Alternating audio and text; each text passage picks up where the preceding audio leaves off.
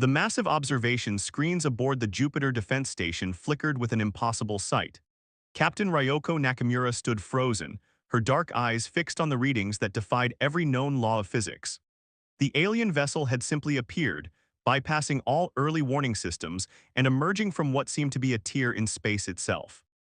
Station-wide alert, maintain defensive positions, she ordered, her voice steady despite the gravity of the situation.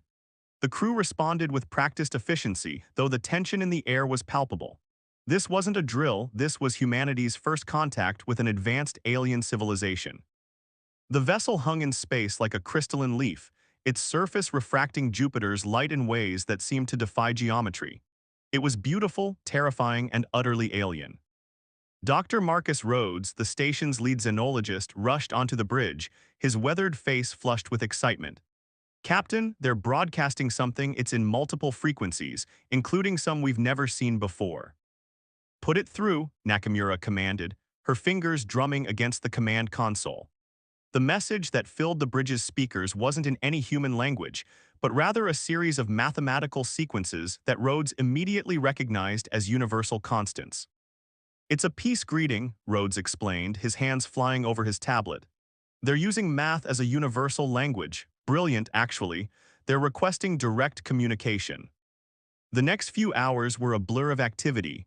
Earth's governments were notified, emergency protocols were activated, and a hastily assembled first contact team was assembled.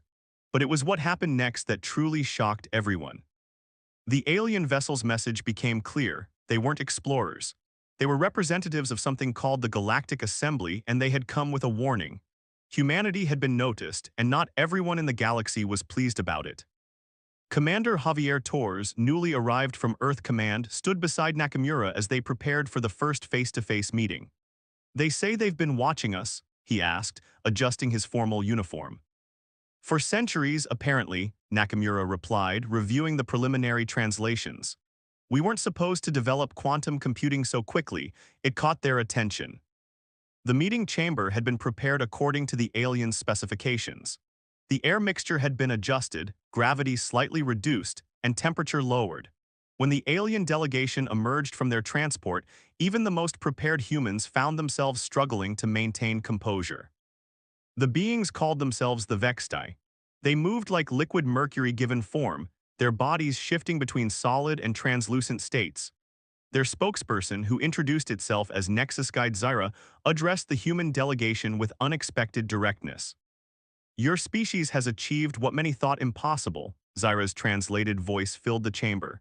"You have developed quantum manipulation technologies without destroying yourselves.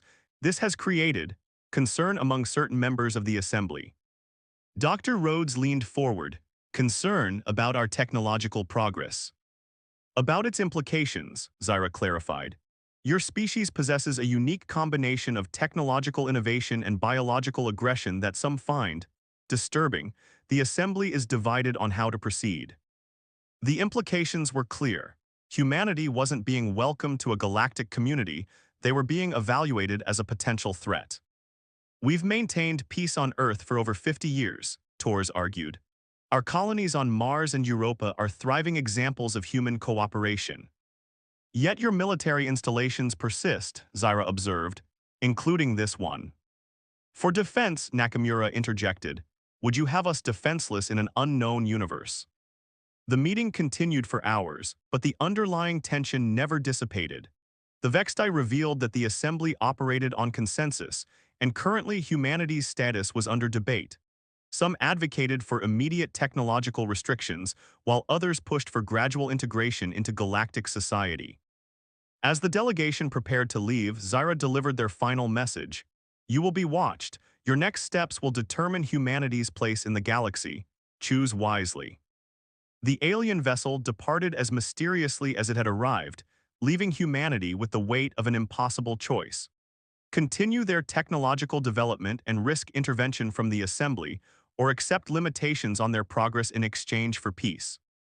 In the observation room, Nakamura, Torres, and Rhodes watched the ship vanish into another tier in space.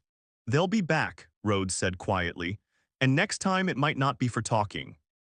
"Then we'll be ready," Nakamura replied, her voice firm.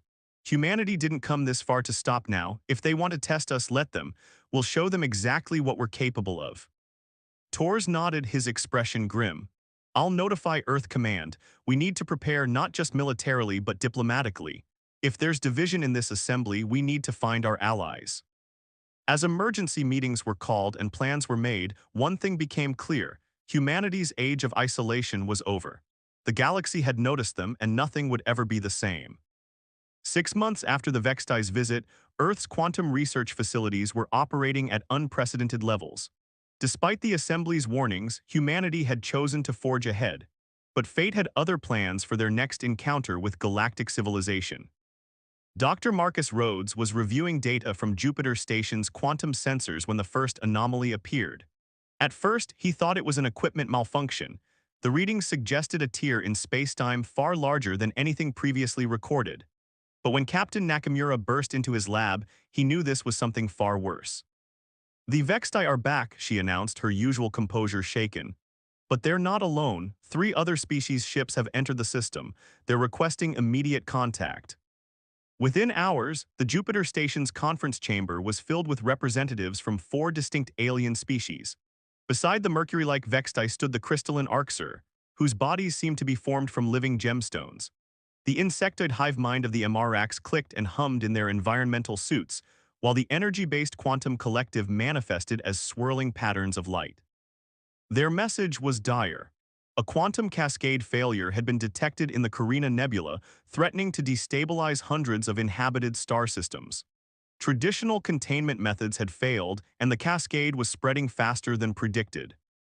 Your species' unorthodox approach to quantum mechanics, the Arxur representative, Crystal Singer Vex, explained, may be our last hope. Your research into quantum entanglement stabilization, though crude by our standards, follows patterns we never considered. Commander Tors, who had remained stationed at Jupiter since first contact, exchanged glances with Nakamura. You warned us about our quantum research 6 months ago. Now you need it. The Assembly's concerns remain valid, Zyra of the Vexti responded, their form rippling with what might have been agitation. But necessity overcomes caution. Your species thinks differently. Dr. Rhodes projected the data from the Carina Nebula. The quantum cascade was unlike anything in human physics, but certain patterns seemed familiar. These energy signatures, he muttered, they're similar to what we observed in the Milano incident. The Milano incident had been humanity's closest brush with quantum disaster, an experimental drive test that nearly created a runaway reaction. They'd stopped it using an experimental technique that violated several supposedly fundamental laws of physics. We need access to your full quantum research database, the Quantum Collective's representative pulsed, and we need your best minds to help implement a solution. The human leadership conferred briefly. This was an opportunity to prove humanity's worth to the galaxy, but sharing their most advanced research carried risks. In the end, pragmatism won out. A quantum cascade in the Carina Nebula would eventually threaten Earth too. We'll help, Nakamura declared, but we work as equals, not subordinates, and will need access to your technology to implement any solution. The next 48 hours were a blur of activity. Dr. Rhodes led a team of human quantum physicists working alongside alien scientists. The humans' approach to quantum mechanics was radically different. Where the assembly species sought to impose order on quantum chaos, humans had learned to work with it, to ride the wave rather than try to stop it. It's like surfing, Rhodes explained to a bewildered Arxur scientist. You don't fight the wave, you use its energy to move where you want to go. The solution they proposed was considered insane by assembly standards. Instead of trying to halt the quantum cascade, they would guide it, using its own energy to create a self-stabilizing pattern. It would require precise coordination between ships from all 5 species, each contributing unique technological capabilities. The risk of catastrophic failure is unacceptably high, the MRAX hive mind buzzed. The energy involved could destroy everything within 50 light-years. Sometimes the most dangerous path is the only viable one. Tors countered, echoing an old Earth military doctrine. We've run the simulations, this will work. As the alien representatives debated, the cascade continued to grow. Reports came in of the first star systems being evacuated. Time was running out. Finally, Zyra stepped forward. The Assembly granted us emergency authority for this crisis. We will proceed with the human plan. I'll need to be on site, Rhodes insisted. The calculations will need to be adjusted in real time. Theory is one thing, but quantum mechanics at this scale will need human intuition. The aliens were reluctant to allow humans near such a sensitive operation, but again, necessity prevailed. Within hours, a joint task force was assembled. Human quantum physicists would join assembly scientists aboard their ships, while Captain Nakamura would coordinate from Jupiter Station. As Rhodes prepared to board the Vexti ship, Commander Torres caught his arm. "Remember what's at stake here, Marcus. It's not just those star systems, it's humanity's future. Show them what we can do." "No pressure," Rhodes smiled grimly. "Just save the galaxy and prove humanity's worth all in one go." The task force prepared to depart, their ships forming a formation never before seen in galactic history, human shuttles alongside the advanced vessels of 4 assembly species. As they entered quantum space, Rhodes couldn't help but appreciate the irony. The very research that had made. The journey to the Carina Nebula was tense. Dr. Rhodes spent most of it in the Vexti ship's quantum lab, studying the cascade's behavior through the aliens' advanced sensors. What he saw troubled him deeply. The quantum destabilization was accelerating faster than their models had predicted. "The cascade is adapting," he explained during an emergency conference with representatives from all 5 species. His hands moved through the holographic display, highlighting critical data points. "It's not just expanding, it's learning from our containment attempts." Crystal Singer Vex's crystalline form refracted light in patterns that the humans had learned indicated extreme agitation. "Impossible, quantum phenomena don't adapt." Unless, Commander Torres interjected from his position at Jupiter Station, transmitted across vast distances through quantum entanglement. They're being influenced by something. The suggestion sent ripples of unease through the assembled aliens. The idea that something or someone might be weaponizing quantum mechanics at this scale was terrifying. More troubling was that humans had even considered this possibility. Captain Nakamura's voice cut through the tension. "Speculation won't help, we need solutions. Dr. Rhodes, what are our options?" Rhodes manipulated the holographic display, showing the cascade's progression. "Our original plan won't work, not fast enough, but I have another idea. It's experimental." The quantum collective's representative pulsed with concern. "Define experimental." "We've been focusing on containing the cascade, trying to stop it from spreading. But what if we did the opposite? What if we triggered a controlled quantum collapse at specific points around the affected area?" The MRAX hive mind's clicking reached a fever pitch. "Intentionally destabilizing quantum space, that violates every safety protocol the Assembly has established." "Hear him out," Zyra of the Vexti commanded, their mercury-like form rippling with interest. Rhodes continued, "Think of it like a controlled burn to stop a forest fire. We create a quantum firebreak, areas where spacetime is so disrupted that the cascade can't propagate through them. We contain it by surrounding it with chaos." The alien scientists erupted in argument. The idea violated centuries of established quantum theory. It went against every principle of safe quantum manipulation. It was, by assembly standards, insane. But the data was undeniable. The cascade would reach the first inhabited systems within hours. Billions of lives hung in the balance. "There's more," Rhodes added quietly. "To generate the quantum collapse points quickly enough, we'll need to modify your ship's quantum drives. The modifications, they won't be reversible." Understanding rippled through the alien representatives. Rhodes wasn't just asking them to break assembly protocols. He was asking them to permanently alter some of their most advanced technology, giving humans insight into capabilities they weren't supposed to have. "Absolutely not," Crystal Singer Vex declared. "The Assembly would never." "The Assembly isn't here," Nakamura interrupted from Jupiter Station. "We are, and we're running out of time." The next few minutes were chaos as the aliens debated. Rhodes watched the holographic display, counting down the seconds until the cascade would claim its first victims. Finally, Zyra moved forward. "The Vexti will comply," they announced. "Our ship is at your disposal, Dr. Rhodes." One by one, the other species agreed. The quantum collective's representative pulsed resigned acceptance. The MRAX hive mind buzzed their assent. Even Crystal Singer Vex eventually conceded. What followed was a frenzy of activity that would have been impossible just days earlier. Human engineers worked alongside alien technicians, modifying quantum drives in ways that violated dozens of assembly regulations. Rhodes directed the efforts, his mind racing to account for variables no one had ever dealt with before. The modifications are complete, Rhodes announced several hours later. But there's one more thing. He paused, knowing his next words would test their alien allies' trust even further. The quantum collapse points need to be precisely synchronized. We'll need to link the ship's quantum cores. The aliens' reaction was predictable. Linking quantum cores meant sharing their most closely guarded technological secrets.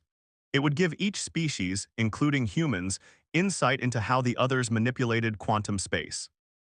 If we don't do this, Rhodes pressed, billions die.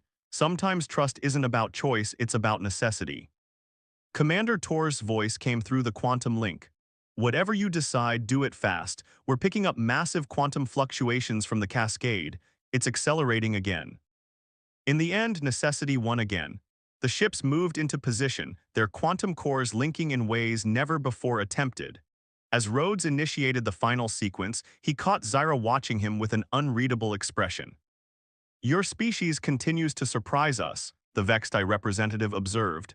You suggest the unthinkable, then make it seem inevitable. Rhodes managed a tight smile as he entered the final calculations. That's kind of our thing, ready.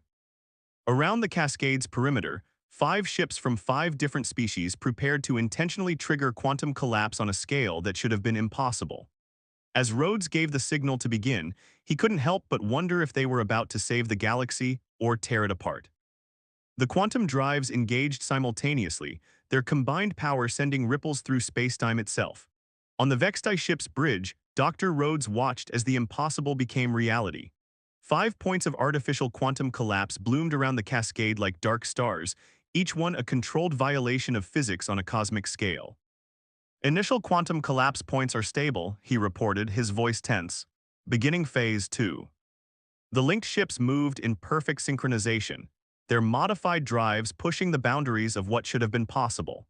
Through their shared quantum cores, each species could sense the other's technologies working in harmony, human intuition guiding assembly precision. But something was wrong. The cascade wasn't responding as predicted. Energy readings are off the scale, Crystal Singer Vex announced, their crystalline form vibrating with alarm. The cascade is drawing power from our collapse points. Rhodes's fingers flew across the holographic controls, adjusting calculations in real time. No, it's not drawing power, it's resonating with them.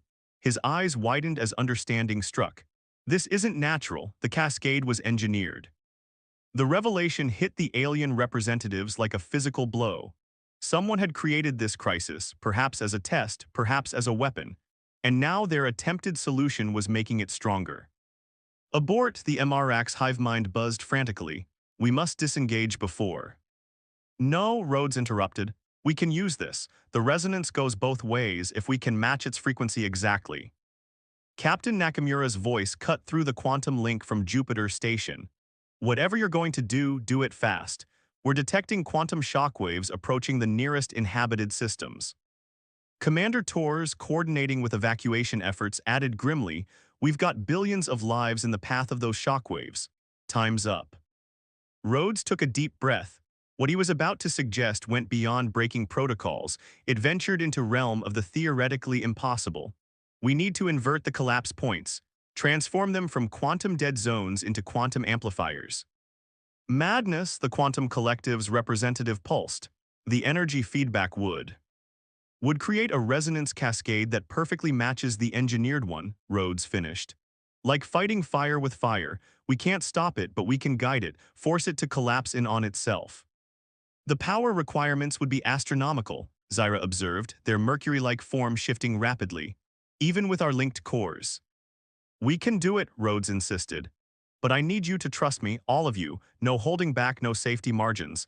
Everything your drives can give, push to the absolute limit. The aliens exchanged glances. What Rhodes proposed meant placing their most advanced technology, their ships, and their lives entirely in human hands. It went against every instinct, every protocol, every lesson their species had learned about dealing with less advanced civilizations. Crystal Singer Vex spoke first. The Assembly will not forgive this breach of protocol. Then let's make sure we're alive to face their judgment, Rhodes replied. One by one, the alien representatives surrendered control of their quantum drives to Rhodes's calculations. The Vexti ship's quantum core became the focal point, coordinating the others in a dance of subatomic precision. Initiating resonance inversion, Rhodes announced. Brace for quantum fluctuations. The next few minutes were chaos. Reality itself seemed to bend as the ships pushed their drives beyond design tolerances. Warning alarms blared in 5 different languages. The linked quantum cores screamed with energy no one had ever attempted to channel. Through it all, Rhodes kept working, adjusting calculations by instinct as much as science. The human approach to quantum mechanics, treating it as a force to be surfed rather than controlled, was their only advantage. It's working, Crystal Singer Vex announced suddenly. The cascade is losing coherence. On the holographic display, they watched as their quantum amplifiers created a perfect mirror of the engineered cascade. The two phenomena collided in a spectacle of subatomic fury, each trying to overwhelm the other. Hold position, Rhodes ordered through gritted teeth. Just a few more seconds. The ship's hulls groaned under quantum stress. Environmental systems flickered, power conduits burned out, but no one moved. Then, with a flash that temporarily blinded every sensor in the fleet, both cascades collapsed. In their place was left a sphere of perfectly stable quantum space, its boundaries marked by complex patterns that would keep theoretical physicists busy for decades. For a long moment, no one spoke. The only sound was the hum of overtaxed engines and the subtle clicking of the MRX's environment suits. Status report, Nakamura demanded through the quantum link. Rhodes checked his readings, then checked them again. Cascade contained, the affected space is stable. Actually, it's more than stable. The quantum patterns we're seeing, I think we just discovered a new form of space-time organization. Remarkable, the quantum collective's representative pulsed. Your species continues to defy expectations. That's not all, Zyra added, studying their own readings. The quantum signature of the original cascade, we've seen it before. This was assembly technology. The implications of that statement hung in the air like a physical presence. Someone within the assembly had engineered this crisis. But why? As the ships disengaged their quantum links and damage reports began coming in, Rhodes couldn't shake the feeling that they'd just passed some kind of test. But whether they'd passed it by succeeding or by showing what they were willing to risk to save others, he couldn't say. One thing was certain, humanity's relationship with the assembly would never be the same. 1 month after the Carina incident, the Grand Chamber of the Galactic Assembly hummed with tension. Representatives from over 1,000 species gathered to witness something unprecedented, a formal inquiry into both humanity's actions and the revelation of Assembly involvement in the quantum cascade crisis. Captain Nakamura stood alongside Commander Torres and Dr. Rhodes before the Assembly's High Council. The chamber itself was a marvel of alien architecture, its walls shifting between states of matter in a display of the Assembly's technological prowess. But today, that display felt more like a reminder of the power dynamics at play. High Counselor Vex, a being of pure energy contained within an ornate crystalline matrix, spoke first. We face 2 matters of grave concern. First, the deliberate violation of Assembly protocols regarding quantum manipulation. Second, evidence suggesting the engineered cascade originated from within our own ranks. With respect, High Counselor, Nakamura stepped forward, these matters are connected. Someone created that cascade, presumably to test our response. We responded by saving billions of lives. By sharing restricted technology, another counselor countered. By linking quantum cores in ways explicitly forbidden by assembly law. Laws that nearly cost you everything, Torres responded. If we'd followed your protocols, entire star systems would have been lost. The chamber erupted in overlapping arguments. Species that had never trusted human involvement in galactic affairs voiced their concerns about humanity's growing influence. Others, particularly those whose worlds had been threatened by the cascade, spoke in humanity's defense. Dr. Rhodes watched the debate with growing frustration. Finally, he stepped forward, triggering a wave of security protocols that the Assembly's guards barely restrained themselves from acting upon. You're asking the wrong questions, he declared. You're worried about how we solved the crisis. Look at what we discovered instead. He activated a holographic display showing the stable quantum patterns they'd created. This isn't just a new form of space-time organization, it's proof that your fundamental assumptions about quantum mechanics are incomplete.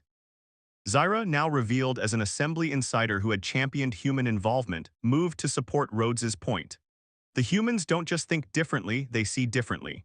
Their quantum theories, while less advanced than ours technologically, explore possibilities we never considered.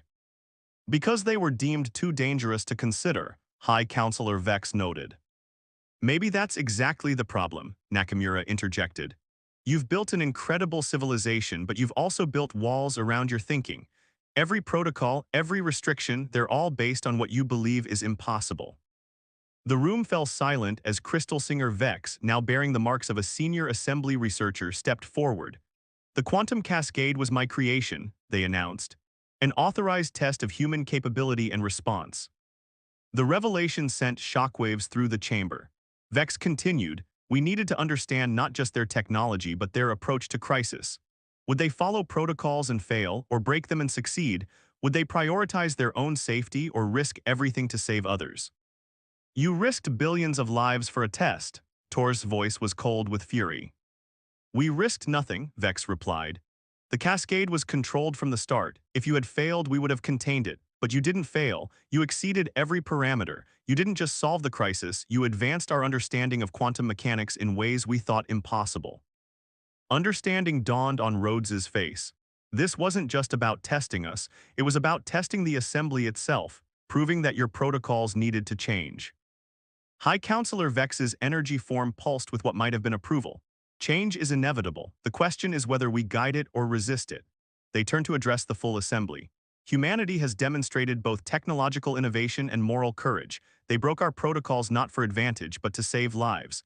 They linked quantum cores not to steal our secrets, but to achieve something greater than any single species could manage alone. The debate that followed lasted for days. In the end, the assembly reached a historic decision. Humanity would be granted full membership with conditions. A new division would be created, the Quantum Innovation Council, where human scientists would work alongside assembly researchers to explore new approaches to quantum mechanics. Your species will still be watched, Zyra told them after the formal announcement, but now it will be with anticipation rather than fear. Back on the Jupiter station, Nakamura, Tors, and Rhodes stood in the observation room, watching the assembly ships prepare to depart. The station itself had been designated as the first joint human assembly research facility, a symbol of the new era of cooperation. They're still scared of us, Tors observed. Good, Nakamura replied. A little fear keeps people honest on both sides. Rhodes smiled as he studied the quantum equations scrolling across his tablet, a gift from the Assembly's Scientific Council. Fear, trust, protocol, innovation, it's all about balance, like quantum mechanics itself. Speaking of balance, Tors grinned, wait until they see what we can do with their deep space scanning technology. I hear Mars Colony has some interesting ideas about interstellar navigation. One step at a time, Commander, Nakamura cautioned, but she was smiling too. We've got a lot to learn from them. And they from us, Rhodes added, watching as the assembly ships vanished into quantum space. This isn't just a new dawn for humanity, it's a new dawn for the galaxy. As the last ship disappeared, the quantum sensors picked up a farewell message from Zyra. Welcome to the universe, humanity. Try not to change everything too quickly. Tors laughed, no promises there.